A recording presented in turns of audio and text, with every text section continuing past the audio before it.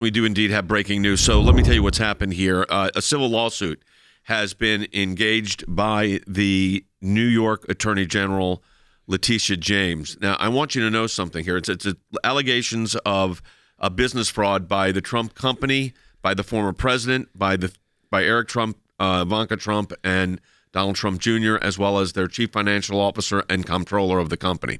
Now, you have to understand this and put this into a perspective. I think it's really important to understand, where did this come from? This has been brewing for years.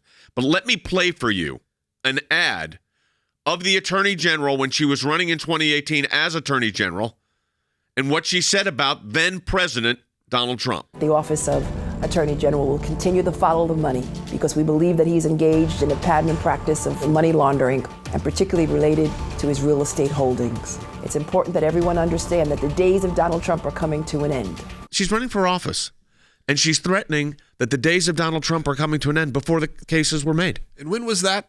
2018. 2018. So, multiple years later now. 4 years later. I guess it's a campaign promise. All of this is aimed at one thing. Don't let him run again for office. That's what this is about. Whether it's the FBI and Mar-a-Lago, whether it's the Department of Justice, or now the New York Attorney General jumping into this. That's what all of this is about. This is an assault on Donald Trump.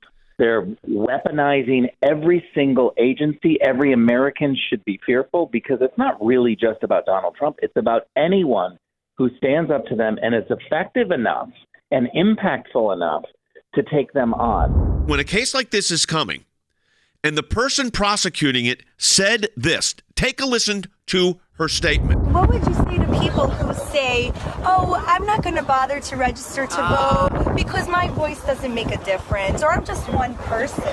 I say one name, Donald Trump. That should motivate you. Get off your ass and vote. Will you sue him for us? Oh, we're going to definitely sue him. We're going to be a real pain in the ass.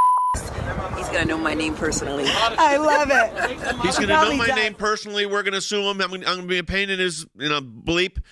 This is the Attorney General of the state of New York. She specifically said that the days of Trump are coming to an end.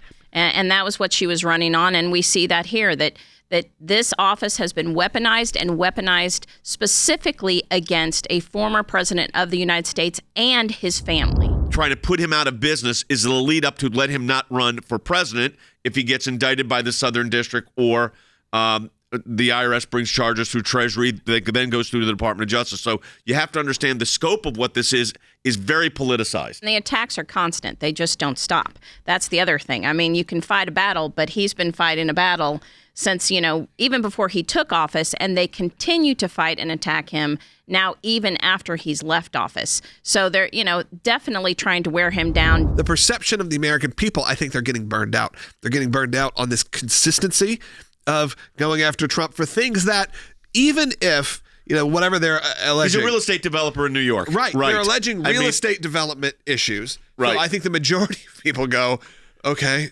they don't necessarily agree with it, but it doesn't affect them on a personal level. And a lot of people are like, yeah, and when they see so much worse and so many other people, even in this political sphere, even in families of other presidents that have done allegedly things that are really do affect people's personal lives, get nothing. I think they have problems with that. I've never seen anything like it either in my life, and I've been practicing law for 42 years. And if you look at historically, no president was attacked like this from the day he announced to 2 years after he's out of office.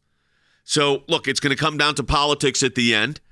That's what this is. But the lawyers better be aggressive, okay? As far as having a coherent, logical, legal strategy to deal with this, because while we look at this and say this is ridiculous, this is political, you still got to defend it in court.